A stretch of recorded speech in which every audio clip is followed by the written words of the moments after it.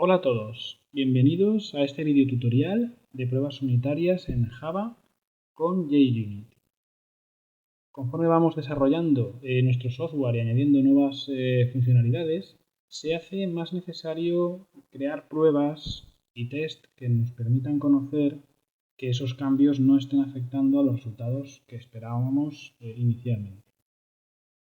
Una forma de hacerlo es utilizando las herramientas de JUnit que vienen incluidas en Java Development Tools y que también están instaladas por defecto en las versiones más recientes de Eclipse o de NetBeans. Estas pruebas unitarias no son más que métodos que van a venir a comprobar partes concretas de nuestro código.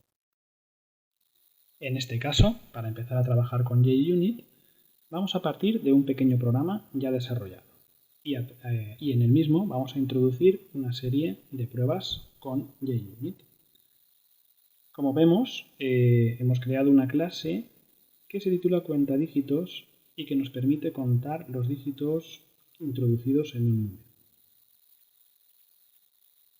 Hemos declarado una serie de variables privadas que utilizaremos en el desarrollo de los diferentes métodos dentro de esta clase.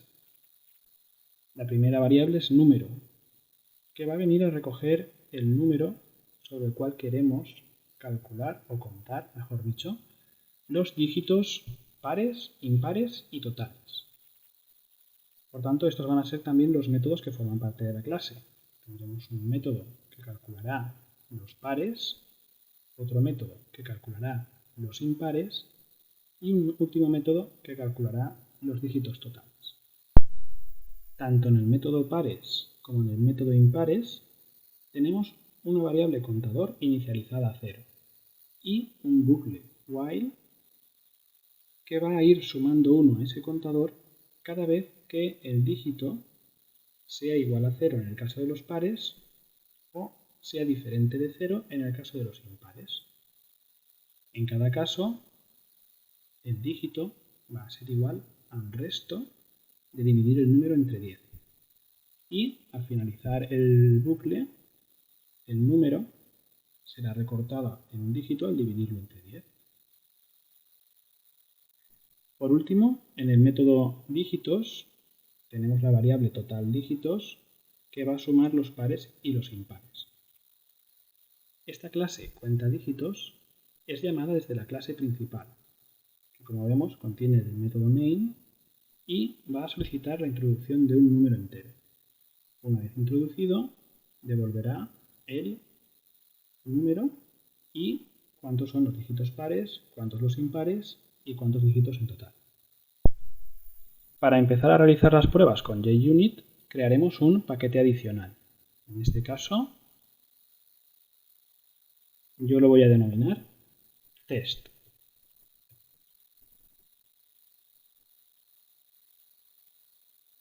Y dentro de este paquete test voy a crear un nuevo JUnit test case. A su vez, lo vamos a denominar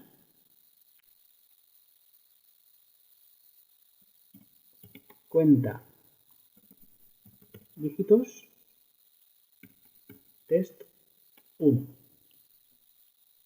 Como vemos, aquí podríamos añadir una serie de métodos, pero no los vamos a seleccionar puesto que pretendemos realizar un test sencillo.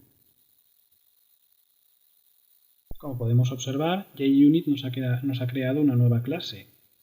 En esta clase encontramos que ha importado los métodos assert y el método test. Si nos fijamos, también podemos encontrar que nos ha creado una notación test y un método, que en este caso también lo ha denominado test, en el cual ha introducido directamente qué ocurre al ejecutarlo, que en este caso es un fallo. Vale. Pues nuestro primer trabajo será eliminar este fallo por defecto y introducir aquí nuestra prueba. En primer lugar tendremos que crear un objeto de la clase cuentadígitos y asignarle un número con el que comparar si está correctamente calculado el número de dígitos pares que contiene. Creamos este objeto, cuenta dígitos, yo lo voy a llamar test, igual new, cuenta dígitos, y si os fijáis aparece un pequeño error. Esto es porque tenemos que importar la clase cuenta dígitos para poder crear objetos de la misma. Realizamos la importación, el error desaparece y ya podemos crear, en este caso llamar al método setNúmero y fijar una cadena de números para nuestra prueba. En este caso la serie 1, 2, 3, 4, 5, 6, 7, 8 y 9. Bien, sabemos que esta serie contiene cuatro números pares, el 2, el 4, el 6 y el 8. Para comprobar que realmente nuestro método pares está calculando los números pares que contiene la serie, vamos a utilizar el método AssertEquals. Y este método nos pide que le pasemos dos parámetros. Uno, el número, en este caso el número de pares reales, que son 4, y el número de pares que ha calculado el método. Para ello, llamamos al método pares y de esta manera nuestro test comparará si lo que se obtiene del método pares es lo mismo que 4. A partir de ahora tenemos que ejecutar el test y comprobar si ha funcionado. Nos unimos con el botón derecho y ejecutamos como TheUnitTest. Tenemos que guardar los cambios, lo ejecutamos y vemos cómo perfectamente tanto el método pares tiene un 4, obtiene 4, y el parámetro que hemos introducido era 4, al ser los mismos, el test ha sido satisfactorio. Pero, ¿qué hubiera ocurrido si cometemos un error al programar nuestro código y en el método pares hubiéramos dividido entre 10 en lugar de obtener el resto? Guardamos los cambios, volvemos a ejecutar y si nos fijamos ahora nos da error. Y el error es el siguiente. ¿Vale? Se esperaban 4 y se obtuvieron 5. En este caso, el método pares ha devuelto un 5 cuando debía haber devuelto un 4.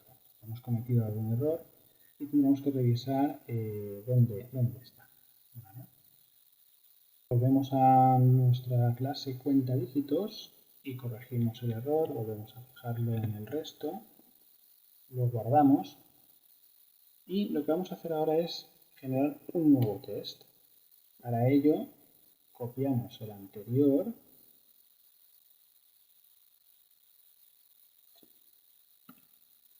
y en este caso, como no pueden llamarse igual, al primero lo llamaremos test pares y al segundo test impares.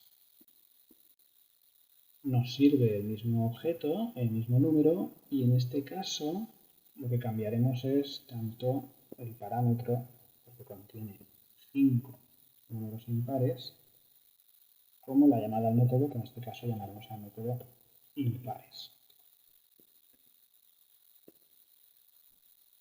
Y de esta manera tenemos un segundo test. ¿Qué ocurrirá ahora al ejecutar este test?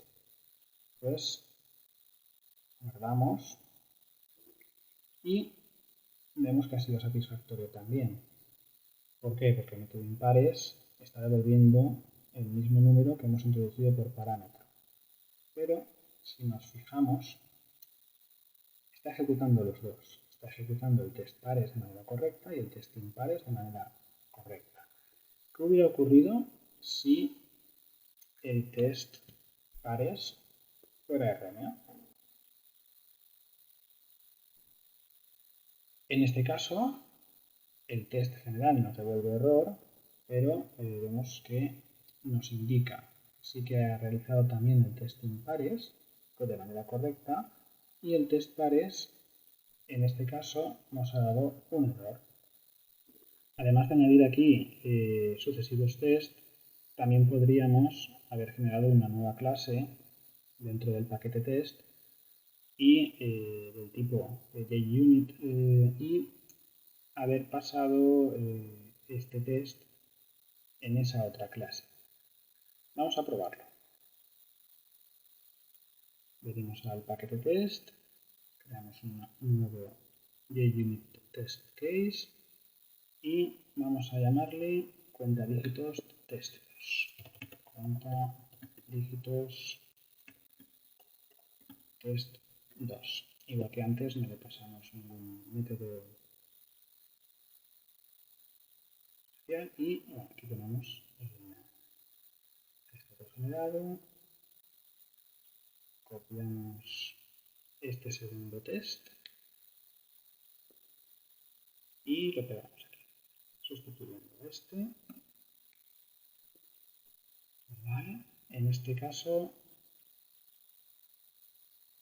ya nos ha importado la clase cuenta dígitos, pues vamos a el error, guardamos y ejecutamos el test. Como vemos es correcto, si cambiáramos el número de pares nos daría error.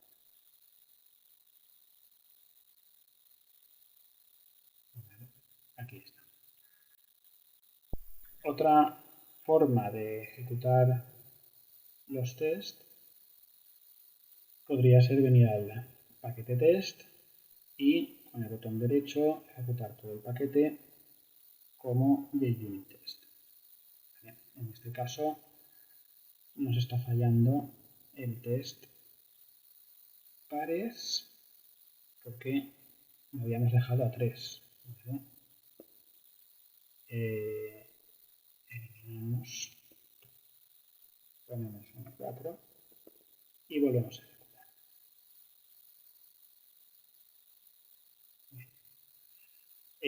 Si venimos otra vez al paquete y ejecutamos los test, en esta ocasión he ejecutado ambos.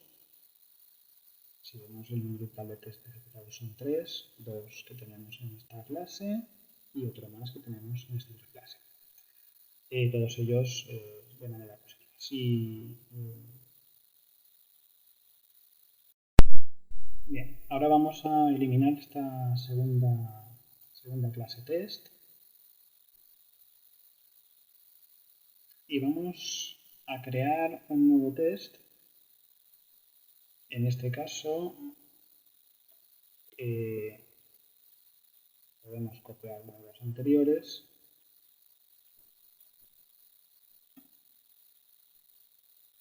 y lo vamos a llamar test dígitos. Vale, en esta ocasión lo que queremos es evaluar que el último método de cuenta dígitos, este método que hemos creado aquí como dígitos, realmente está funcionando correctamente. Para ello vamos a utilizar el mismo objeto, el mismo número, y sabemos que la suma de 4 más 5 debería darnos 9, que es el total de dígitos que tiene la serie. Y el método al que vamos a llamar en esta ocasión va a ser el método dígitos. Bien, con esto tenemos desarrollado este tercer test y vamos a proceder a probarlo.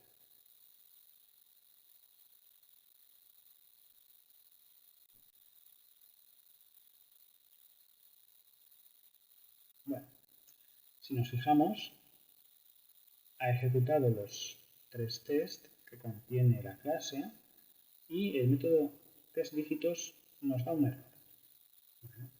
No está sumando correctamente los números pares o los dígitos pares y los dígitos impares. La forma en la que hemos desarrollado el cálculo de nuestro método no es correcta, por tanto nos está dando este error y la salida de dígitos no es igual a 9. ¿Qué es lo que está ocurriendo para que nos dé error el testDígitos? Pues si analizamos nuestro código, veremos que en el método pares la variable número se ha ido transformando hasta convertirse en menor que 0, de tal manera que al ser el método dígitos una suma de pares más impares y por tanto ejecutar pares y ejecutar impares uno detrás de otro, impares está trabajando con un número que ya es menor que 0. Por lo tanto, el número de dígitos impares que nos da es 0. Y esto supone que la suma va a ser 4 más 0. De ahí que el resultado del test espera 9 y recibe 4. Tenemos varias posibilidades para corregir esto. Una de ellas sería introducir una nueva variable, operador,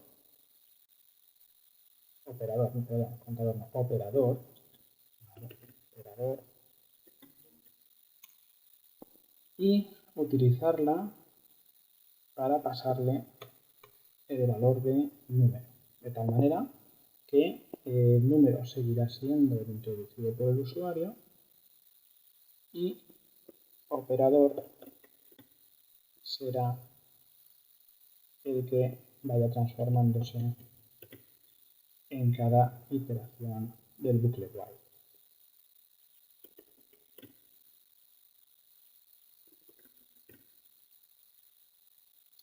Para evitar errores futuros deberíamos hacer esto en ambos métodos.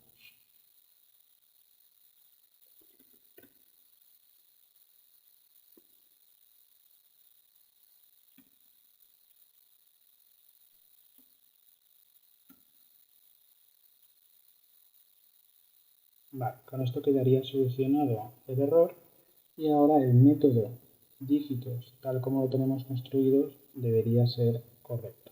Si volvemos a ejecutar el test, encontramos que efectivamente todos los tests han sido correctos.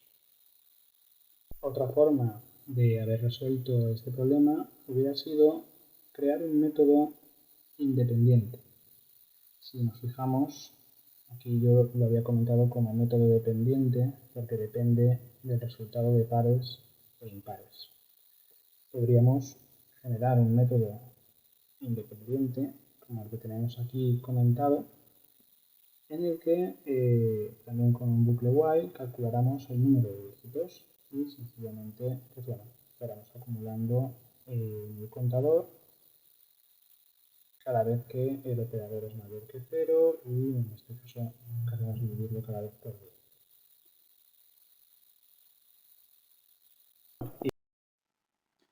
Bien, ahora que ya hemos terminado de implementar nuestras pruebas, podemos fijarnos en que hemos repetido varias veces el mismo código.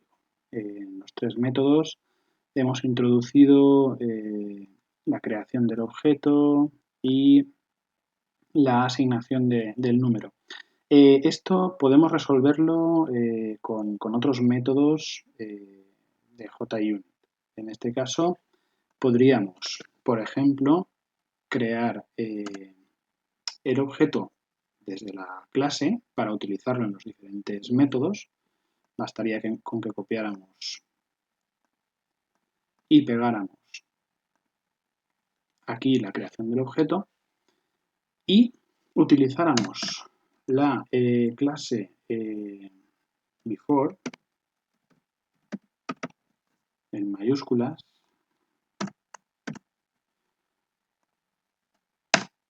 para indicarle que la llamada al número, o sea, el set número, lo realice al inicio de cada test. Esto es lo que hacemos con la clase de indicarle que antes de realizar el test debe desarrollar las diferentes tareas que pongamos en este método. Entonces podríamos pues, copiar el método. Podríamos denominarlo